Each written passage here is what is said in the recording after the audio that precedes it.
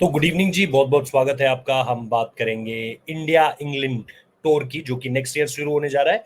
लेकिन इससे पहले कि मैं आपको ये बताऊं कि कैसे सारी की सारी चीजें बदल गई हैं और ये क्यों बदली, क्यों ये जो टाइमलाइन है वो पूरी पूरी तरीके से बदल गई, तारीखों में बदलाव क्यों हुआ, 3 महीने रहने के पीछे की वजह, WTC फाइनल, IPL और उसके बाद इंग्लैंड दौरा, यानी इंडिया के लिए ये एक बहुत हेक्टिक स्केड्यूलिंग होने वाली है। और स्पेसिफिकली जब जय शाह साहब ये कह चुके हैं कि अब IPL फाइनल और अगला जो मैच इंडिया को खेलना होगा इंटरनेशनल लेवल पे, उसके लिए 15 दिन का गैप जो है वो अनिवार्य होगा, वो मैंडेटरी होगा। तो ऐसे में ये बहुत इंटरेस्टिंग हो जाता है कि ये WTC साइकिल जो शुरू होगी, IPL खत्म होने के बाद WTC फाइनल और उसके बाद फिर इंग्लैंड सीरीज, क्योंकि अमूमन तौर पर अगर आप देखोगे तो इंग्लैंड सीरीज आपकी शुरू होती थी जुलाई लास्ट वीक या अगस्त फर्स्ट वीक में। पिछली सीरीज भी देखने जाओगे जो इंग्लैंड में हुई थी, जो 2-2 का जिसका जो है स्कोर लाइन रही थी, और लास्ट टेस्ट जो हमने बर्मिंगम में हारा था, वो अगर हम ना हारते तो निश्चित तौर पर हम ऐतिहासिक सीरीज जीत होती हमारी 2007 के बाद। उसमें भी अगर आप देखोगे तो 4 अगस्त से वो सीरीज शुरू हुई थी। यहाँ 4 अगस्त को अगर आप देखोगे लास्ट मैच आपको खेलना है। तो ये विंडो, ये डेट वाइज जो बदलाव हुए हैं, इनके पीछे की मुख्य वजह क्या है, इस पर भी बात करेंगे। सबसे पहले स्केड्यूल को देख लेते हैं। ये अगले साल WTC 2025 टू 2027 की साइकिल है। रोहित शर्मा की फोटो देख के अच्छा लग रहा है। उम्मीद जग रही है कि शायद वो 2027 की साइकिल तक भी टीम इंडिया के साथ जुड़े रहेंगे। अगला WTC साइकिल जो शुरू होगा, वो ऐसा ना हो कि रोहित शर्मा के बिना शुरू हो। तो यहाँ पर अभी मैं ये नहीं कह रहा हूँ कि इस फोटो के लिहाज से मैं ये समझ पा रहा हूँ कि रोहित होंगे ही होंगे, बट ये एक ऑप्टिमिज्म है, कम से कम हमें तो कुछ उम्मीद दे ही रही है। पहला टेस्ट 20 तारीख से 24 तारीख, 20 जून से 24 जून। आप ये देखिए कि लास्ट पार्ट ऑफ मई तक जो है वो IPL चलता है। लास्ट पार्ट ऑफ मई तक अगर IPL चलेगा और उसके 15 दिन बाद अगर जयशाह साहब ने कहा है कि WTC शुरू हो रहा है, तो अगर हम ये मान के चलें कि इस बार जिस तरीके से था कि भाई 29 मई तक आपने सारी चीजें चलने दी, उसके बाद जून का महीना आता है और जून के महीने में हम देखते हैं वर्ल्ड कप को लेकर के काफी ज्यादा चर्चा थी इस बार। तो इस बार अगर आप लास्ट वीक ऑफ मई में IPL खत्म करते हो, तो आपको करीबन सेकेंड वीक ऑफ जून में जो है वो WTC खेलनी होगी। और सेकेंड वीक ऑफ जून में WTC का मतलब है कि फिर आपके लिए WTC फाइनल और इस सीरीज के बीच में कोई बहुत ज्यादा वक्त नहीं रह जाएगा। यानी ऐसा हो सकता है कि आप 15 या 16 तारीख को जो है वो WTC फाइनल खेलें, या 10 तारीख के बाद आप WTC फाइनल खेलें, 12 तारीख, 13 तारीख, 14 तारीख, जो कि चलेगी अपना, अगर 10 से शुरू होती है तो 15, मतलब 10, 11, 12, 13, 14 तारीख तक वो चलेगी। और उसके बाद आपको विद इन 4 और 5 डेज आपको जो है वो ये टेस्ट सीरीज आपको शुरू करनी है। तो बहुत कम टाइम मिलेगा। पिछली बार जब WTC फाइनल हम हारे थे ऑस्ट्रेलिया के अगेंस्ट, उसके बाद एशेस बहुत जल्दी शुरू हो गई थी, बहुत ज्यादा टाइम नहीं मिला था। लेकिन जो मेन रीजन है इसके पीछे कि आपको ये फिक्सचर्स में इतना बड़ा बदलाव क्यों देखने को मिला है, जबकि आपने देखा एक एडिशनल टेस्ट मैच भी आ गया है। पहले 4 टेस्ट मैचेस होते थे, अब इंग्लैंड और ऑस्ट्रेलिया के साथ जब जब इंडिया खेलेगा, ये ब्रॉडकास्टर्स पैसे के लिहाज से बहुत ज्यादा इंपॉर्टेंट है कि वो टेस्ट सीरीज 5 मैचों की टेस्ट सीरीज होगी। और इसमें पहला टेस्ट मैच 20 से 24 जून तक है। इसके बाद 2 से 6 जुलाई, यानी आपने ऑलमोस्ट 9 दिन का गैप दे दिया, 8 से 9 दिन का आपने गैप दे दिया है कि भाई यहां पर अगर आपको एक प्रैक्टिस गेम खेलना है तो आप खेल सकते हो। इतना गैप यहां पर बीच में मिला हुआ है।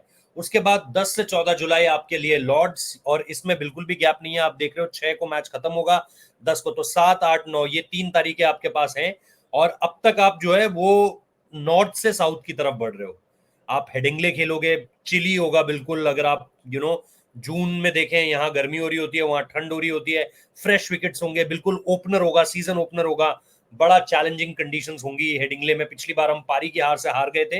आई थिंक हम 100 रन भी नहीं बना पाए थे जब हम हारे थे सेकेंड इनिंग्स, अगर आप देखोगे, अगर मुझे सही याद आ रहा है तो। लेकिन पारी की हार हम हारे थे हेडिंगले में। और उसके बाद अगर आप, और दूसरा हम जो हारे थे वो बर्मिंघम में हारे थे। तो पहले 2 टेस्ट मैचेस हमें वहीं खेलने को मिलेंगे। लॉर्ड्स और ओवल में हम जीते थे, तो हम हेडिंगले खेलेंगे जहां हम हारे थे पिछली बार, पारी की हार।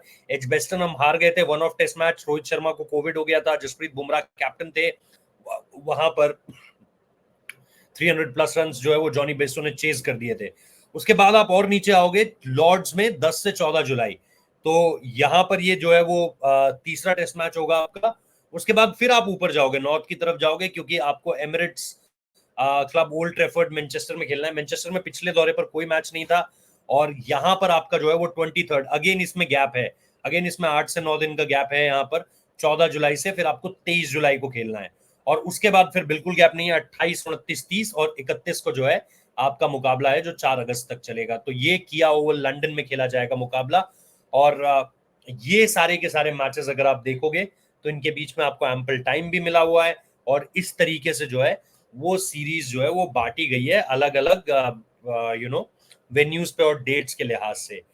अब इस पे जो सबसे बड़ा रीजन है कि क्यों इंग्लैंड क्रिकेट बोर्ड ये कर रहा है, आखिर इसकी जरूरत क्यों पड़ रही है कि आपने डेट्स पीछे कर दी पूरी। आपका आईपीएल से डब्ल्यूटीसी और डब्ल्यूटीसी से ये इंग्लैंड सीरीज बहुत ज्यादा हेक्टिक होगा और बहुत ज्यादा इन बिटवीन होगा। मतलब ऐसा नहीं है कि आपको 15-15 दिन का गैप मिल रहा है, वो जो 15 दिन का गैप आपको मिलेगा वो आईपीएल से डब्ल्यूटीसी फाइनल तक आने में मिलेगा, जो जयशाह साहब ने कहा है। तो और उसके बाद फिर आपको विद इन 4 to 5 डेज ये सीरीज शुरू हो जाएगी।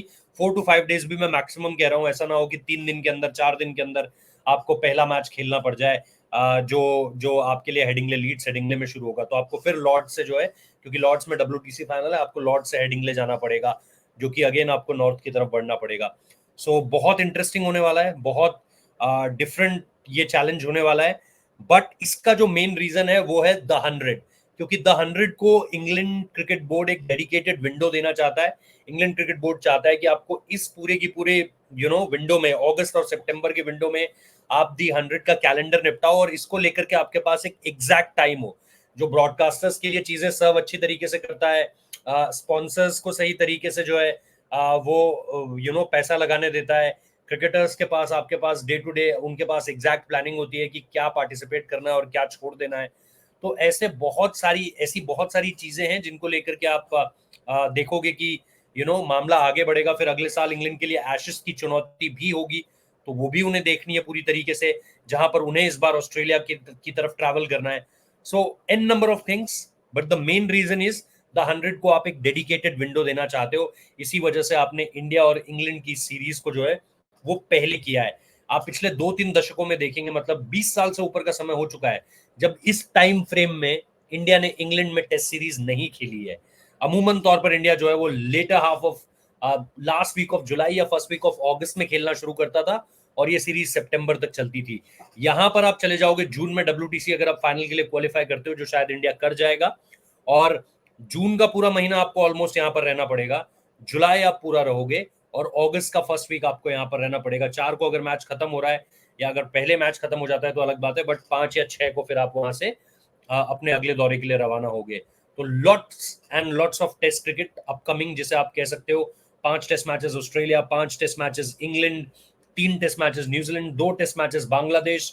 काफी सारी टेस्ट क्रिकेट आपको इन बिटवीन खेलनी है, और एक साइकिल का अंत होगा जिसमें उम्मीद करते हैं कि रोहित शर्मा की कप्तानी में हम डब्ल्यूटीसी मेज जीतेंगे पहली बार, और फिर दूसरी का आगाज होगा जिसमें मुझे फिर से उम्मीद है कि रोहित शर्मा रहेंगे। इसको लेकर के उन्होंने एक बयान दिया है, जिसके लिए आप सुबह एक वीडियो किया हुआ है, मैंने वो जरूर देखिए, जिसमें आपको पता चलेगा कि रोहित शर्मा ने जो सीएट टायर्स अवार्ड्स हुए थे वहां पर एक उन्होंने इंटरव्यू दिया है, जिसमें उन्होंने अपनी आगे की क्रिकेट के बारे में बताया है कि क्यों मैं आगे खेलना चाहता हूं, और वो कौन सी वजह है जो मुझे उस तरफ धकेल रही हैं, पुश कर रही हैं। तो वो आप वीडियो जरूर देखिएगा। बाकी तमाम वीडियोस हैं जिसमें आपको जरूर बासित अली का इंटरव्यू किया हुआ है, जिसमें उन्होंने साफ तौर पर कहा है, जय शाह को थैंक यू किया है, बाबर आजम को किंग उन्होंने नहीं माना है।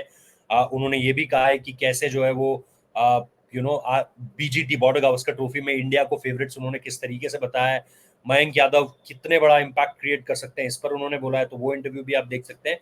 बाकी भी तमाम चीजें लाइंड अप हैं, उनको भी आप जरूर देखिए, और इसी तरीके से वीडियोस आपके लिए आते रहेंगे। Thank you so much for watching this video. Thank you.